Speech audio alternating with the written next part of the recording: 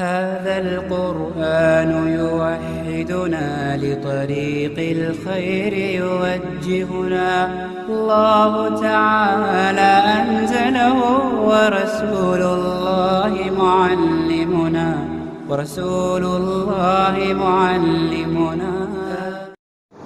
نحمده ونصلي ونسلم على رسوله الكريم وعلى آله وأصحابه أجمعين اما بعد فاعوذ باللہ من الشیطان الرجیم بسم اللہ الرحمن الرحیم الحمد للہ رب العالمین الرحمن الرحیم مالک یوم الدین اللہم صلی علی محمد وعلی آل محمد کما صلیت علی ابراہیم وعلی آل ابراہیم انک حمید مجید اللہم بارک علی محمد وعلی آل محمد کما بارکت علی ابراہیم وعلی آل ابراہیم انک حمید مجید۔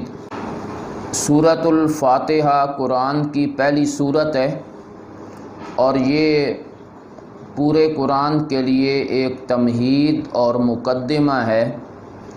اس میں اللہ تبارک و تعالی نے سب سے اہم موضوع جس کو ذکر فرمایا وہ اپنی وحدانیت اور توحید کا موضوع ہے، جس کو اللہ نے سورت کے درمیان میں بیان فرمایا، ایاک نعبد و ایاک نستعین، کہ ہم تیری ہی عبادت کرتے ہیں اور تجھ ہی سے مدد مانگتے ہیں۔ اس سے پہلے اللہ نے اپنی صفات کا ذکر کیا اور اپنی وحدانیت کا اقرار کروایا۔ یہی پورے قرآن کا خلاصہ اور نچوڑ ہے جس کو اللہ نے اس سورت کے اندر بیان فرمایا۔ اس کے بعد اللہ نے 3 جماعتوں کا ذکر فرمایا۔ ایک جماعت وہ جس پر اللہ کا انعام ہوا، اور دوسری جماعت وہ جو گمراہی کے راستے پر چلی، اور تیسری جماعت وہ ہے جو ضلالت اور اللہ کے غضب کا نشانہ بنی۔ ان تینوں جماعتوں کا تذکرہ کرتے ہوئے اللہ نے اس سورت کو مکمل فرما دیا۔ اس کے بعد دوسری سورت ہے سورۃ البقرہ۔ یہ قرآن کی سب سے طویل ترین سورت ہے اور اس میں اللہ نے وہ تمام مضامین بیان فرما دیے ہیں جس کو اللہ نے پورے قرآن میں تفصیل کے ساتھ ذکر کیا۔ سورۃ البقرہ کی ابتدا میں اللہ تبارک و تعالی نے ان 3 جماعتوں کی تفصیل کو بیان فرمایا۔ سب سے پہلے وہ جماعت جن پر اللہ کا انعام ہوا، اللہ نے ان کی صفات کا ذکر کرتے ہوئے فرمایا کہ یہ وہ جماعت ہے جس پر اللہ کا انعام ہوا ہے، وہ ایمان کی دولت سے مالا مال ہیں، نماز قائم کرتے ہیں اور ہمارے دیے ہوئے مال میں سے خرچ کرتے ہیں۔ پھر اللہ نے اس کا نتیجہ بیان کیا کہ یہی کامیاب جماعت ہے، دنیا آخرت میں کامیابی انہی کا مقدر ہے۔ اس کے بعد دوسری جماعت کا ذکر ہوا جس پر جو مغضوب علیہم، جن پر اللہ کا غضب ہوا اور اللہ تبارک و تعالی ان پر ناراض ہوئے، وہ کافر ضدی جو حق بات کو جانتے ہوئے حق بات کا انکار کر دیتے ہیں۔ ایسے لوگ آخرت میں عذاب علیم کا شکار بنیں گے۔ اللہ نے ان کے دلوں پر مہر جباریت لگا دی ہے۔ سورۃ البقرہ کے دوسرے رکوع میں اللہ نے تیسری جماعت کا ذکر فرمایا، جو جماعت منافقین کی جماعت ہے، جو زبان سے تو کلمے کا اقرار کرتی ہے لیکن حقیقت میں وہ کلمے کے تقاضوں پہ عمل نہیں کرتی۔ سب سے طویل ترین ذکر وہ منافقین کا ہوا ہے۔ اللہ نے اس کو متعدد آیات میں بیان فرمایا ہے، کیونکہ یہ بہت خطرناک لوگ ہوتے ہیں جو اوپر سے کلمہ پڑھتے ہیں اور اندر سے اسلام کی جڑیں کاٹتے ہیں۔ لہٰذا اللہ نے ان کی نشانیاں بھی بتائیں، پھر اللہ نے مثال کے ذریعے ان کو واضح کیا اور لوگوں کو سمجھایا کہ ان سے بچ کر رہنا ہے اور یہ لوگ آخرت میں اللہ کے عذاب کا شکار بنیں گے۔ سورۃ البقرہ کے تیسرے رکوع کی ابتدا میں اللہ تبارک و تعالیٰ نے اس مسئلے کا ذکر فرمایا ہے جو مسئلہ بیان کرنے کی وجہ سے 3 جماعتیں وجود میں آتی ہیں۔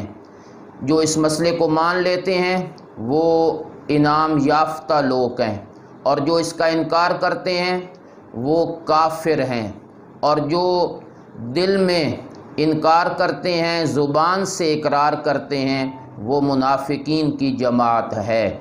چنانچہ اللہ نے اس رکوع کے شروع میں فرمایا یا ایھا الناس اعبدوا ربکم، عبادت کرو اپنے رب کی جس نے تم کو پیدا کیا ہے، اللہ ہی کی عبادت کرو، اس عبادت میں اللہ کے ساتھ کسی کو شریک نہ بناؤ۔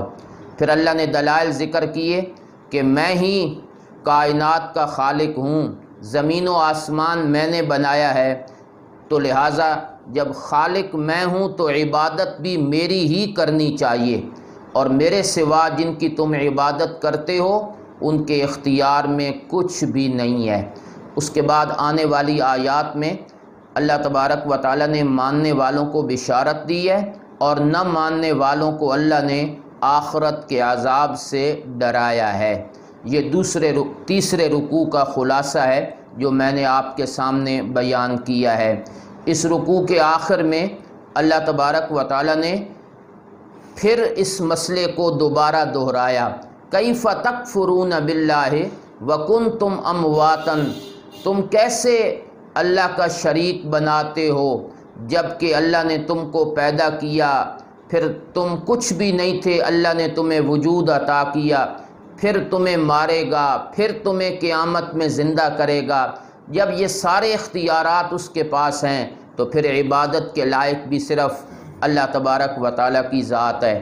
اس سورت کے چوتھے رکوع میں اللہ تبارک و تعالیٰ نے تخلیق آدم کا ذکر فرمایا، حضرت آدم علیہ السلام کی پیدائش کا ذکر ہوا کہ ہم نے آدم کو کیسے پیدا کیا۔ یہ واقعہ اس لیے بیان کیا گیا کہ اس میں 3 بڑی مخلوقوں کا ذکر ہے، انسانوں کے باپ آدم، پھر شیطان، اور تمام فرشتوں کا تذکرہ اس آیت میں اس رکوع میں کیا گیا، اور اس واقعہ میں اس کو بیان کیا گیا۔ مقصد بیان کرنے کا یہ ہے کہ یہ تینوں بڑی مخلوقیں یہ بھی عالم الغیب نہیں ہیں، یہ بھی متصرف نہیں ہیں۔ اگر حضرت آدم عالم الغیب ہوتے تو اس درخت کا پھل کیوں کھاتے جس سے اللہ نے منع کیا ہے؟ شیطان تمہارا دشمن ہے، وہ کیسے عالم الغیب بن سکتا ہے؟ اور فرشتے تو خود اس بات کا اقرار کر رہے ہیں کہ سبحانک لا علم لنا الا ما علمتنا انک انت العلیم الحکیم۔ تو شیطان کی عبادت اور انسانوں کی عبادت اور فرشتوں کی عبادت مت کرو، اور ایک اللہ کی عبادت کرو جو ہر چیز کو جاننے والا اور ہر چیز پہ اختیار رکھنے والا ہے۔ سورۃ البقرہ کے 5ویں رکوع میں اللہ تبارک و تعالیٰ نے بنی اسرائیل کو خطاب کرتے ہوئے فرمایا یا بنی اسرائیل اذکروا نعمتی التی انعمت علیکم، اے یعقوب کی اولاد میری نعمتیں یاد کرو جو میں نے تم پہ کی ہیں۔ چونکہ بنی اسرائیل یہ میرے نبی کے نبوت کا بھی انکار کرتے تھے اور توحید کا بھی انکار کرتے تھے، اس لیے اللہ تبارک و تعالیٰ نے ان کا تذکرہ بڑی تفصیل کے ساتھ فرمایا ہے، انہیں ایمان کی دعوت دی، ساتھ ہی اس بات کا ذکر بھی کیا کہ حق بات کو جانتے ہوئے چھپاتے کیوں ہو؟ جب تمہیں پتہ ہے کہ یہ دین توحید حق ہے پھر اس کو چھپانا نہیں ہے۔ نماز ادا کرو، زکوٰۃ دو، اور رکوع کرنے والوں کے ساتھ رکوع کرو تاکہ تمہارے دل میں دنیا کی محبت ختم ہو، اللہ کے سامنے عاجزی پیدا ہو، اور انکساری اور تواضع کی صفت تمہارے اندر پیدا ہو تاکہ حق بات کو تم جلدی قبول کر سکو۔ سورۃ البقرہ کے رکوع نمبر 6 میں اللہ تبارک و تعالیٰ نے بنی اسرائیل کا ذکر بڑی تفصیل کے ساتھ فرمایا ہے، ان کو اپنی نعمتیں یاد دلائیں، پھر آخرت کا خوف دلایا۔ وَاتَّقُوا يَوْمًا لَا تَجْزِي نَفْسٌ عَن نَفْسٍ شَيْئًا، آخرت میں کوئی کسی کے کام نہیں آئے گا، اور نہ وہاں شفاعت کام آئے گی، اور نہ کسی سے کوئی بدلہ لے کے اسے چھوڑا جائے گا، اور نہ کوئی بیرونی مدد کسی کو اللہ کے عذاب سے بچا سکے گی۔ اس دن کا ڈر اپنے دل میں پیدا کرتے ہوئے ایمان کی دولت سے مالا مال ہو جاؤ۔ پھر اللہ نے ان انعامات کا ذکر کیا جو بنی اسرائیل کے آباء و اجداد پہ اللہ نے کیے، فرعون سے نجات دینا، پھر سمندر کے کنارے پر جب تم پہنچے تو اللہ نے تمہارے لیے راستے بنا دیے، تمہیں نجات عطا کر دی، تمہارے دشمن کو اللہ نے غرق کر دیا، موسیٰ علیہ السلام کو کتاب عطا کی، تم نے بچھڑے کی عبادت شروع کر دی لیکن اللہ نے پھر بھی معاف کر دیا، تمہاری توبہ قبول فرما لی۔ اللہ کی نعمتوں کا شکر کیوں نہیں ادا کرتے؟ حالانکہ بچھڑے کی عبادت یہ ایک اتنا بڑا جرم تھا کہ اللہ چاہتے تو تمہیں غرق کر دیتے، تباہ و برباد کر دیتے، لیکن اللہ نے توبہ قبول فرما لی۔ پھر تمہاری ایک کیفیت یہ بھی تھی کہ تم نے یہ بھی کہا کہ اے موسیٰ ہم تیری بات نہیں مانیں گے جب تک رب کو نہ دیکھ لیں۔ آسمان سے بجلی آئی اور تمہیں ختم کر دیا، پھر اللہ نے تمہیں زندہ کیا تاکہ تم اللہ کا شکر ادا کرو۔ کبھی کبھی اللہ قانون سے ہٹ کر اپنی قدرت کا مظاہرہ کرتے ہیں، موت کے بعد اللہ نے ان کو زندگی عطا کر دی تاکہ وہ اللہ کا شکر ادا کریں۔ پھر ہم نے وادی طی میں تم پر بادلوں کا سایہ کیا، من و سلوہ ہم نے نازل کیا، تم پھر بھی ناشکرے رہے اور اللہ کی نعمتوں کا انکار کرتے رہے۔ تمہاری یہ کیفیت اور تمہارے آباء و اجداد کے یہ کرتوت، اس کے باوجود ہم نے تم سے درگزر کیا اور تمہاری غلطیوں کو معاف کرتے رہے۔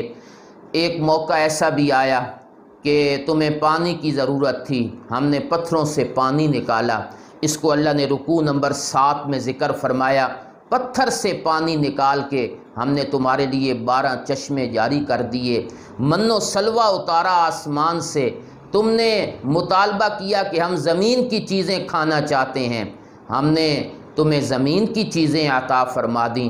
من و سلوہ چھوڑ کر اور سبزیوں کا مطالبہ کرنا، یہ تمہاری انتہائی خساست اور انتہائی گھٹیا سوچ تھی کہ اللہ اتنی بڑی نعمت عطا کریں اور تم اس کو چھوڑ کر گھٹیا چیزوں کا مطالبہ کرو۔ یہ کیفیت اور یہ احساس تمہارے دل میں کیوں نہیں پیدا ہوتا کہ اللہ بڑی نعمت دیں اور تم چھوٹی چیزوں کو اپنے لیے پسند کرتے پھرو اور اپنے لیے ان چیزوں کا مطالبہ کرتے پھرو؟ یہ چیزیں تمہارے شایان شان نہیں تھیں۔ رکوع نمبر 8 میں اللہ تبارک و تعالی نے ایک قانون ذکر فرمایا کہ یہ جو لوگ اپنی نسبت مختلف جماعتوں کی طرف کرتے ہیں، کوئی کہتا ہے میں یہودی ہوں، عیسائی ہوں، میں سابی ہوں، یہ جماعتوں کی نسبت کام نہیں آئے گی۔ اگر کام آئے گی تو ایمان اور اعمال صالحہ کام آئیں گے۔ اگر ایمان اور عمل صالح موجود ہے تو اس پر انسان کو آخرت میں کامیابی نصیب ہوگی۔ جماعتوں کی نسبت، اس پر مغرور نہیں ہونا کہ یہودیت نجات کا دار و مدار ہے یا عیسائیت نجات کا دار و مدار ہے، دار و مدار اعمال صالحہ کے اوپر ہوتا ہے۔ پھر ہم نے موسیٰ علیہ السلام کو کتاب عطا کی، تم نے ان کے احکام کو ماننے سے انکار کر دیا، ہم نے طور تمہارے سروں پہ کھڑا کر دیا پہاڑ، اور ہم نے کہا مانو، پھر تم نے مانا، اور اس خطرے کی بنیاد پر کہ پہاڑ ہمارے سروں پہ گر جائے گا، لیکن اللہ تبارک و تعالی نے اپنی رحمت سے اور اپنے فضل سے اس کیفیت کو ختم کرتے ہوئے تمہیں اس مصیبت سے نجات عطا فرما دی۔ پھر اللہ نے ایک حکم دیا کہ ہفتے کے دن شکار نہیں کرنا، تم نے اس میں حیلہ سازی کرتے ہوئے اور اللہ کے حکم کی خلاف ورزی کرتے ہوئے تم نے ایک ایسا طریقہ اختیار کیا کہ اللہ کے حکم کی خلاف ورزی بھی ہو گئی، ہیلا بہانہ کر کے تم نے ہفتے کی بے حرمتی کی، اللہ نے تمہیں بندر اور ذلیل کر دیا دنیا کے اندر۔ معلوم ہوتا ہے کہ جو آدمی اللہ کے احکام کی خلاف ورزی کرتا ہے اور پھر اس کو جائز سمجھ کے کرتا ہے، حلال سمجھ کے کرتا ہے، وہ انتہائی مجرم لوگ ہوتے ہیں۔ جیسا آج کل ہمارے ہاں سود، اس کو منافع سمجھ کر کھایا جا رہا ہے، عریانی، فحاشی، اس کو کلچر کا نام دیا گیا ہے، بدعات، اس کو سنت کا نام دے دیا گیا ہے، شرک، اس کو محبت کا نام دے دیا گیا ہے۔ یہ وہ جرائم ہیں کہ جب انسان یہ جرائم کرتا ہے تو اللہ تبارک و تعالیٰ کا غضب اور اس کی ناراضگی وہ انسان کا مقدر بنتی ہے۔ اللہ نے ایک گائے ذبح کرنے کا حکم دیا، تم نے اس میں بھی لیت و لعل سے کام لیا، فضول قسم کے سوالات کرنے لگ گئے اور بجائے اللہ کے حکم کو ماننے کے اس میں ٹال مٹول کرنے لگے، اور تم نے اللہ کے حکم کو ماننے میں اتنی تاخیر کر دی کہ قریب تھا کہ تم پر عذاب آ جاتا، لیکن اللہ نے اپنی رحمت سے تمہیں گائے ذبح کرنے کی توفیق عطا فرمائی۔ رکوع نمبر 9 میں اللہ تبارک و تعالیٰ نے شروع میں ایک واقعہ ذکر فرمایا کہ ایک شخص کو تم نے قتل کر دیا، قاتل کا پتہ نہیں چل رہا تھا، پھر اللہ نے ایک تدبیر بتائی کہ قاتل کو اللہ نے زندہ کیا، اس نے خود بتلایا کہ مقتول کو اللہ نے زندہ کیا، قاتل کا پتہ نہیں چل رہا تھا، مقتول کو اللہ نے زندہ کر دیا، اس نے اپنے قاتل کا نام بتلایا کہ فلاں شخص نے مجھے قتل کیا ہے۔ تم اتنے بڑے مجرم ہو کہ تم نے اپنے ذاتی اغراض کے لیے انسانی جان کو قتل کرنے سے بھی تم باز نہ آئے، تمہارے دل پتھروں کی طرح سخت ہو گئے اور اللہ کے احکام کا تم پہ کوئی اثر نہ ہوا۔ اس کے بعد آگے اللہ تبارک و تعالیٰ نے ایمان والوں کو خطاب کرتے ہوئے فرمایا کہ ایسے لوگ، یہ ضدی قسم کے لوگ، اگر تمہارے دل میں یہ خیال ہے کہ شاید یہ ایمان لائیں، ایسے لوگ کبھی ایمان نہیں لائیں گے، اس لیے کہ یہ اللہ کی آیات کو سننے کے بعد اس میں تحریف بھی کرتے ہیں، اور یہ ایسے منافق لوگ ہیں کہ جب ایمان والوں سے ملتے ہیں تو کہتے ہیں ہم مومن ہیں، اور جب الگ ہوتے ہیں تو اللہ تبارک و تعالیٰ کے احکام کی خلاف ورزی شروع کر دیتے ہیں۔ پھر ان میں ایک جماعت وہ ہے جو بالکل جاہلوں کی جماعت ہے، ان پڑھ، جو کچھ بھی نہیں جانتے سوائے آرزو اور خواہشات، یہ ان کا مذہب ہے۔ ایک جماعت وہ ہے جو اپنے ہاتھوں سے کتاب لکھ کر اس کی نسبت اللہ کی طرف کرتے ہیں، خود لکھی اور نسبت رب کی طرف کر دی کہ یہ میرے رب کی کتاب ہے، حالانکہ وہ اللہ کی کلام نہیں ہے، ان کی اپنی بنائی ہوئی کلام ہے۔ ان کا ایک جرم یہ بھی ہے کہ یہ کہتے ہیں کہ ہم نے تو جہنم میں جانا ہی نہیں ہے، جہنم تو ہمارے لیے بنی ہی نہیں ہے، اگر جانا بھی پڑا تو چند دنوں کے لیے جائیں گے، پھر اللہ ہمیں وہاں سے نجات عطا کر دیں گے۔ اللہ نے فرمایا ایسی بات نہیں ہے، جو بھی دنیا میں برے عمل کرے گا، خواہ وہ کسی طبقے سے تعلق رکھتا ہو، جہنم اس کا مقدر بنے گی۔ رکوع نمبر 10 میں اللہ تبارک و تعالیٰ نے بنی اسرائیل سے اس بات کا مطالبہ کیا ہے کہ اللہ کے ان احکام کو پورا کرو، اللہ کے سوا کسی کی عبادت نہ کرو، والدین کے ساتھ اچھا سلوک کرو، رشتہ داروں اور یتیموں کے ساتھ اچھا سلوک کرو، مسکینوں کے ساتھ، اور لوگوں کے لیے بات کرنی ہے تو انتہائی سنجیدگی کے ساتھ اور اچھے طریقے سے بات کرنی ہے۔ لیکن تم نے اللہ کے احکام کی خلاف ورزی کی اور اللہ کے احکام کو ماننے سے انکار کر دیا۔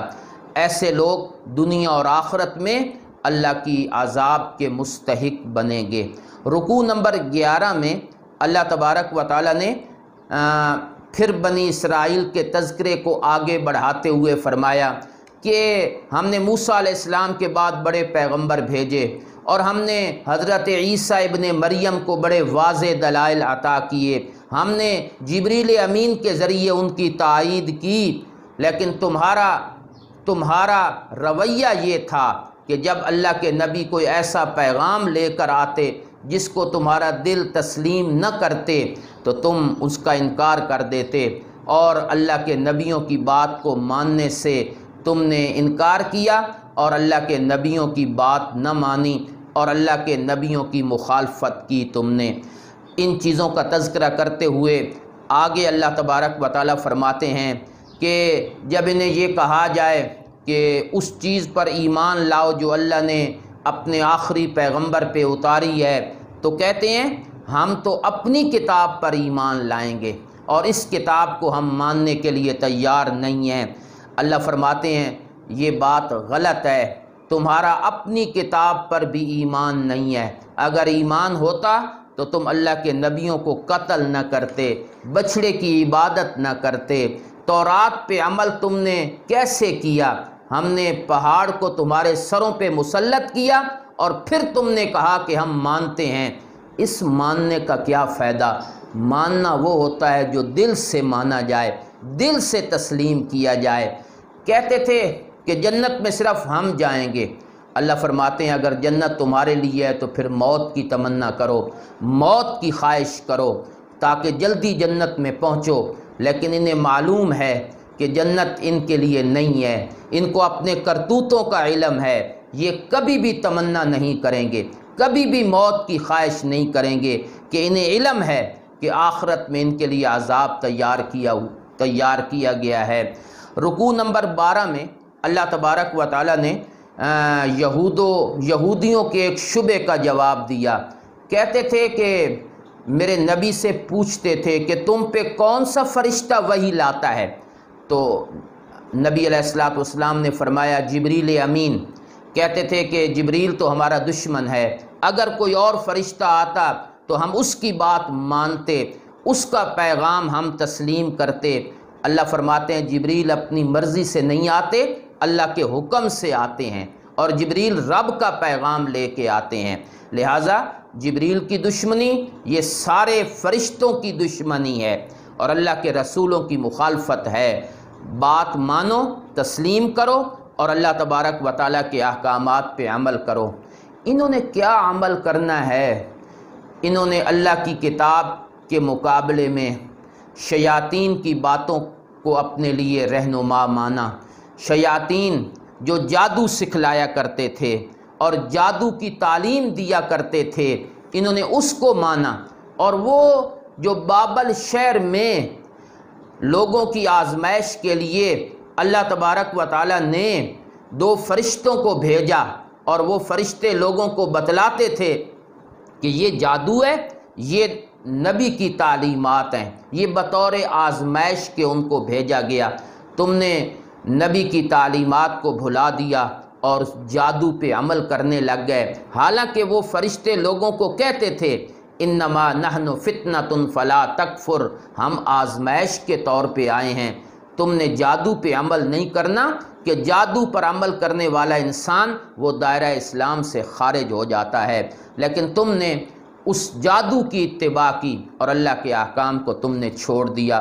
رکوع نمبر 13 میں اللہ تبارک و تعالیٰ نے ایک غلطی کا ذکر کرتے ہوئے اس کا ازالہ بھی فرمایا۔ یہودیوں کی ایک عادت تھی کہ وہ انبیاء کی توہین کیا کرتے تھے، چنانچہ انہوں نے نبی علیہ السلام کے بارے میں بھی نازیبا لفظ کہنے شروع کر دیے۔ قرآن نے منع کیا کہ یہ راعنا کا لفظ کوئی بھی اب استعمال نہ کرے، اس میں میرے نبی کی توہین ہوتی ہے، اس کی جگہ پہ انظرنا کا لفظ استعمال کیا کرو۔ مومنین کو خطاب ہے اور ساتھ ساتھ یہودیوں کو بھی سمجھایا گیا کہ یہ الفاظ اور یہ کلمات یہ زبان سے ادا کرنا اچھے نہیں ہیں اور ان الفاظ سے اپنے آپ کو بچانا ہے۔ اللہ تبارک و تعالیٰ نے آگے اس کے بعد آنے والی آیات میں اللہ تبارک و تعالیٰ نے مسئلہ توحید کا ذکر کیا، اس بات کا بھی تذکرہ کیا کہ ہم احکام کو تبدیل کرتے رہتے ہیں، ایک کی جگہ پہ نیا حکم ہم لاتے ہیں، یہ نہ مانیں تو ان کی مرضی، ورنہ اللہ تبارک و تعالیٰ تو اپنے احکام لوگوں کے سامنے واضح کر کے بیان فرما دیتے ہیں۔ یہود و نصارہ کا ایک خیال یہ تھا کہ جنت میں صرف ہم جائیں گے، قالوا لن يدخل الجنت الا من كان هودا او نصارا، صرف ہم جائیں گے اور کوئی بھی نہیں جائے گا۔ اللہ فرماتے ہیں غلط بات ہے، جو شرک کی حالت میں مر گیا، ہم نے جنت اس پہ حرام قرار دے دی ہے۔ رکوع نمبر 14 میں اللہ تبارک و تعالیٰ نے یہود و نصارہ کے باہمی اختلاف کا ذکر کیا کہ یہ خود ایک دوسرے کو برا کہتے ہیں، یہودی عیسائیوں کے بارے میں اور عیسائی یہودیوں کے بارے میں اچھے نظریے نہیں رکھتے، جو آپس میں ایک دوسرے کے مخالف ہیں، وہ دین اسلام کی اگر مخالفت کریں تو کیا بعید ہے، ان کا آپس میں قارورہ نہیں ملتا، تو میرے پیغمبر ان کو اپنی حالت پہ چھوڑ دو، اللہ قیامت کے دن اس کا فیصلہ فرمائیں گے۔ اور مکے والوں نے چونکہ میرے نبی کو حدیبیہ کے موقع پر روک دیا اور مکہ مکرمہ میں نہ آنے دیا، جب میرے نبی عمرہ کے لیے تشریف لا رہے تھے تو اللہ نے ان کا تذکرہ کرتے ہوئے فرمایا کہ اس سے بڑا ظالم کون ہے جو اللہ کی مساجد میں اللہ کا نام لینے سے لوگوں کو روک دے اور اللہ کی مساجد کو برباد کرنے کی کوشش کرے، جو مسجدیں دین توحید کے نام پر بنی ہیں اس توحید کی دعوت سے اللہ کی مساجد کو آباد نہ ہونے دے، اس سے بڑا برا انسان دنیا میں اور کوئی بھی نہیں ہے۔ یہی بہت بڑا جرم ہے اور دنیا کے اندر بہت بڑا ظلم ہے۔ یہودیوں کی ایک اور بات کو قرآن نے نقل کیا کہ اللہ ہم سے بات کریں تو پھر ہم مانیں گے کہ آپ اللہ کے رسول ہیں۔ کہتے ہیں کہ اللہ ہم سے بات کیوں نہیں کرتا، یہ مکے والے بھی یہی کہا کرتے تھے اور یہ پہلے لوگ بھی یہی کہا کرتے تھے کہ اللہ ہم سے کلام کرے، اللہ ہم سے بات کرے۔ اللہ فرماتے ہیں کہ میں انسانوں سے بات نہیں کرتا، میں اپنے نبیوں کو اپنی بات کے لیے منتخب کرتا ہوں اور وہی میرا پیغام لوگوں کے سامنے بیان کرتے ہیں۔ رکوع نمبر 15 میں اللہ نے پھر بنی اسرائیل کا ذکر کیا کہ اے بنی اسرائیل، اللہ کی نعمتوں کو یاد کرو اور اللہ کی نعمتوں کو یاد کرتے ہوئے میرے احکام کو مانو، میرے احکام کو قبول کرو تاکہ اللہ تمہیں دنیا آخرت میں کامیابی عطا فرمائے۔ اس کے بعد آگے حضرت ابراہیم علیہ السلام کا تذکرہ ہوا۔ ابراہیم علیہ السلام کا تذکرہ اس لیے کیا گیا کہ سارے مذاہب کے لوگ، جو بڑے بڑے مذاہب تھے، یہودی، عیسائی، مشرکین مکہ، وہ اپنی نسبت حضرت ابراہیم کی طرف کیا کرتے تھے۔ اللہ تبارک و تعالیٰ نے حضرت ابراہیم کا ذکر کرتے ہوئے فرمایا کہ ابراہیم تو موحد انسان تھے، اللہ کے نبی تھے، اس ابراہیم کے ساتھ تمہارا کوئی تعلق نہیں ہے۔ ابراہیم کو اللہ نے چند باتوں میں آزمایا، باپ کی مخالفت، وطن چھوڑ دینا، بیٹے کو ذبح کرنے کے لیے تیار ہو جانا اور اپنے آپ کو آگ کے حوالے کر دینا، یہ بڑی آزمائشیں تھیں جس میں اللہ کے پیغمبر کامیاب ہوئے۔ پھر اللہ نے ان کے ہاتھوں سے بیت اللہ کی تعمیر کروائی اور انہوں نے وہاں کھڑے ہو کر دعائیں مانگی کہ یا اللہ اس شہر کو امن والا بنا دے اور یہاں کے باشندوں کو پھلوں سے رزق عطا فرما، تو ہم نے ان کی دعائیں قبول کیں۔ پھر ابراہیم علیہ السلام نے ایک اور دعا مانگی، باپ بیٹا دونوں مل کر دعا کرتے ہیں، یا اللہ مکان تو ہم نے بنا دیا ہے، اس مکان کو آباد کرنے والا تو بھیج دے۔ چنانچہ میں نے ابراہیم کی دعا کو قبول کرتے ہوئے اپنے آخری نبی کو مبعوث کیا ہے۔ وہ پیغمبر کرتا کیا ہے، پیغمبر کے فرائض کیا ہیں؟ اللہ کی آیتوں کی تلاوت، قرآن کی تعلیم، حکمت کی باتیں سکھلانا اور لوگوں کے دلوں کو صاف کر دینا، پاک کر دینا، یہ اس پیغمبر کی فرائض منصبی میں شامل ہے جس کا ذکر حضرت ابراہیم علیہ السلام فرما رہے ہیں۔ پہلے پارے کے آخری رکوع میں اللہ تبارک و تعالیٰ نے حضرت ابراہیم، حضرت یعقوب اور ان کا تذکرہ کرتے ہوئے فرمایا کہ یہ سب دین توحید پر تھے، چونکہ یہود و نصارہ کا یہ عقیدہ تھا کہ یہ ہمارے مذہب پر ہیں، ہم ابراہیمی ہیں، یعقوب ہمارے دین پر ہیں۔ اللہ نے فرمایا انہوں نے تو اپنے بیٹوں کو یہ کہا تھا کہ میرے بعد میری ہی عبادت کرنی ہے، میرے سوا کسی کی عبادت نہیں کرنی، میں ہی معبود ہوں، میری عبادت، اللہ کی عبادت کی تعلیم اللہ کے پیغمبر اپنے بیٹوں کو اور اپنی اولاد کو دیتے رہے۔ بالکل پارے کے آخر میں اللہ تبارک و تعالیٰ نے یہود و نصارہ کے ایک شبہ کو دور کیا۔ کہتے تھے ہم بڑوں کی اولاد ہیں، ہمارے آباء و اجداد بڑے ہیں، ہم یعقوب کی اولاد ہیں، ہمارے بڑے اللہ کے نبی ہیں۔ اللہ نے فرمایا تلک امۃ قد خلت، ایک جماعت گزر گئی ہے، ان کے اعمال ان کے ساتھ ہیں، تمہارے اعمال تمہارے ساتھ ہیں۔ تو اگر تمہیں یہ فخر ہے کہ ہم بڑوں کی اولاد ہیں، اس کی وجہ سے بخشش ہو جائے گی، غلط نظریہ ہے۔ بخشش اس چیز پر نہیں ہونی، بخشش کا دار و مدار ایمان اور اعمال صالحہ پر ہے۔ جیسا آج کل بھی کچھ لوگوں کے ذہنوں میں ایک بات ہے کہ ہم بڑوں کی اولاد ہیں، میرا باپ فلاں تھا اور میرا دادا فلاں تھا اور میرے بڑے یوں تھے۔ بڑوں کی نسبت تب کام آتی ہے جب اپنے اندر بھی کوئی صلاحیت ہو، پھر اللہ نسبت کی لاج بھی رکھتے ہیں۔ اگر خود بندہ برائی کا مرتکب ہو اور یہ سمجھے کہ میں بڑوں کی اولاد ہوں اور بڑے مجھے بچا لیں گے، تو اس کے بارے میں نبی علیہ الصلوۃ والسلام کا فرمان سنیے۔ آپ نے اپنی بیٹی حضرت فاطمہ کو خطاب کرتے ہوئے فرمایا یا فاطمہ اعملی ما شئت فإنی لا اغنی عنک من اللہ شیئا، فاطمہ عمل کرتی رہو، اس لیے کہ کامیابی کا دار و مدار اعمال صالحہ پر ہے۔ قیامت کے دن میں تیرے کام نہیں آؤں گا۔ اس کا مطلب یہ ہے کہ اختیارات میرے رب کے پاس ہوں گے، وہی ہر چیز کا فیصلہ فرمائیں گے۔ یہ پہلے پارے کا خلاصہ ہے جو میں نے آپ کے سامنے بیان کیا ہے۔ اللہ ہمیں قرآنی تعلیمات پہ عمل کرنے کی توفیق عطا فرمائیں۔ وما علینا الا البلاغ المبین۔